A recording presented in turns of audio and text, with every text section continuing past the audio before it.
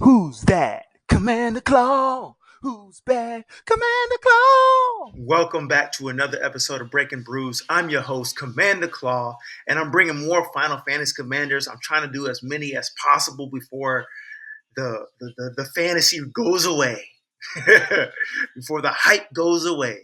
Let's talk about Seifer Almasy. If I butchered it, you should know by now. I just started learning all the Final Fantasy characters, and I have no problem with you putting the phonetics in the comment section on how to pronunciate it. So Seifer Almasy for 3 in a red is a mono red commander out here.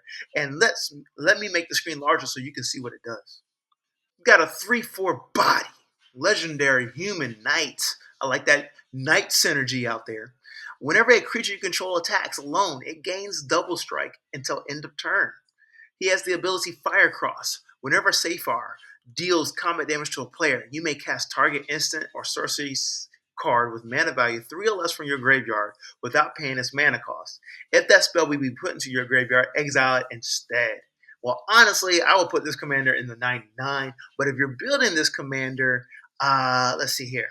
You would definitely want to go to your combat phase, and after you deal damage to a player, what should you do? You could play burn spells. Okay, that's really it. What I see so far, nothing else. Nothing else really highlights it to me. Actually, I lied. If you've been watching my videos, I'll tell you the most important, powerful keyword out there in the world of Magic is double strike. For 4 mana, this commander gives any creature attacking alone double strike. So that's why I also say he's better in the 99, because God knows what you can do with the cards that you do have as your commander or other creatures. Imagine if they had double strike, like Dark-steel Colossus, Blight-steel Colossus. If it had double strike amongst all the trample infect craziness it has, game over. Game over. So, without further ado, let me show you some awesome cards to build with Seifer Almasy. So, like I said, whenever a creature you control attacks alone, it gains double strike. So, you probably have other powerful creatures, mono red creatures. If they attack, and imagine if they had double strike, they can do some nasty damage. I'm thinking like Neheb. Yeah, Neheb the Eternal. Gross. Anyway, haste magic for 1 in a red, instant. Target creature gets +3/+1 and gains haste until end of turn. Exile the top card of your library. You may play it until your next end step. Okay. Dreadmaw's Ire for 1 red as an instant until end of turn. Target attack creature gets +2/+2 and gains trample. And whenever this creature deals combat damage to a player, destroy target artifact that player controls. So Dreadmaw's Ire is a good way to destroy artifacts. And remember, whatever creature that has double strike and this triggers, it triggers twice. So you can get rid of 2 artifacts. Otherwise, haste magic is just a really good card. To me, it's 2 abilities on 1 card that are really 3 abilities on 1 card. Your creature gets +3/+1, gains haste, and you get to flip over the top card of your library and play it until the next end step. Disgusting. Disgusting. The one reason why I say the next end step, because you could play this on another player's turn. So after your turn has passed, you play on another player's turn. When your next turn comes around, you got an additional card for 2 mana. Game changing. Game changing. On that last card there, I shouldn't have said game changer. I said high risk, high reward, because you don't know what your top card is. But Cori-steel Cutter is our card right here for 1 in a red. Artifact equipment from the Tarkir Dragonstorm set. Equipped creature gets +1/+1 and has trample and haste. Awesome. Then it has the ability Flurry. Whenever you cast your second spell each turn, create a 1/1 white monk creature token with prowess. You may attach this equipment to it. Whenever you cast a non-creature spell, the token gets +1/+1 until end of turn. Equipped for 1 in a red. So, to me, this card allows your commander to go wide, right? You're going to build an army. You're casting instants and sorcery spells anyway. And whenever you're using Seifer Almasy, you're trying to cast them for free. But what gets nasty is you get to pump your army by casting non-creature spells, which you're going to be doing anyway. Like what? So 2/2s, 3/3s, 4/4s, it can get out of control, out of hand. So I think I need to keep highlighting how important Seifer Almasy's first ability is. Whenever a creature you control attacks alone, it gains double strike. So any creature you attack alone gains double strike. Double strike. So why not double the power of that creature? So we have Unleash Fury for 1 and a red. Instant. Double the power of target creature until end of turn. Yes. Nasty. So if you connect with that creature attacked alone with Seifer Almasy on the battlefield, it has double strike. That damage is out of control. So out of control. Like, let's, for example, you attack with a 2/2. You dealt, or your opponent decided not to block. You cast Unleash Fury. You double that creature's power to 4, right?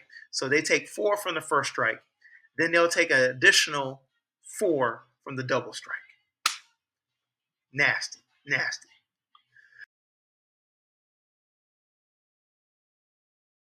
Now, hopefully you stayed along this far in the video because I'm starting to bring you the slam dunks now. Glammed Ring for 2 mana, legendary artifact equipment. It says equipped creature has first strike and gets +1/+0 for each instant and sorcery card in your graveyard.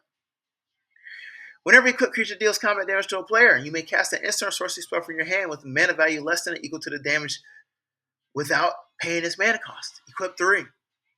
So essentially, your creature gets a power boost for instants and sorcery cards in his graveyard, in your graveyard. You get to cast spells from your hand for free. Now imagine Seifer Almasy equipped with Glam Ring. You're just casting free spells and buffing him, and he's got double strike. That's a nasty card. Okay, so here we go again. Sword of Once and Future for 3 mana.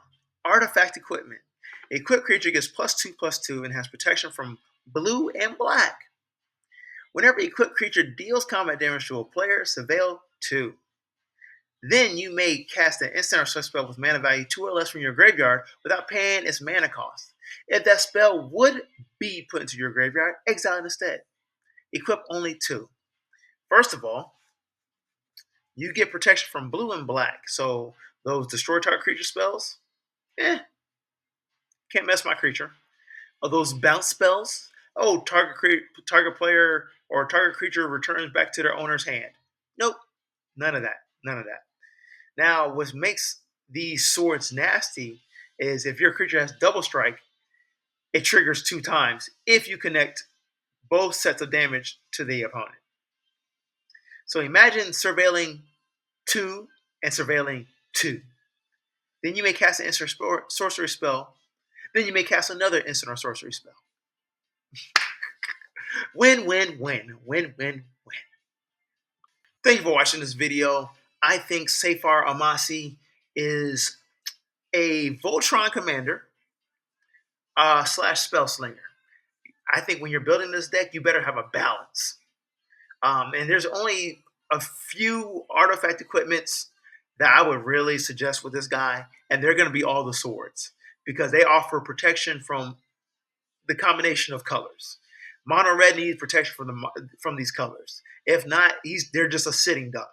Nobody's going to let you hit them with a creature that has double strike. Then you add all these abilities to a creature with double strike, that's 2 times the effect.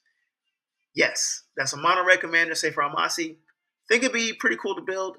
Think it's going to take a little balance and a little finessing and deciding what you're going to do, and don't hesitate to do it.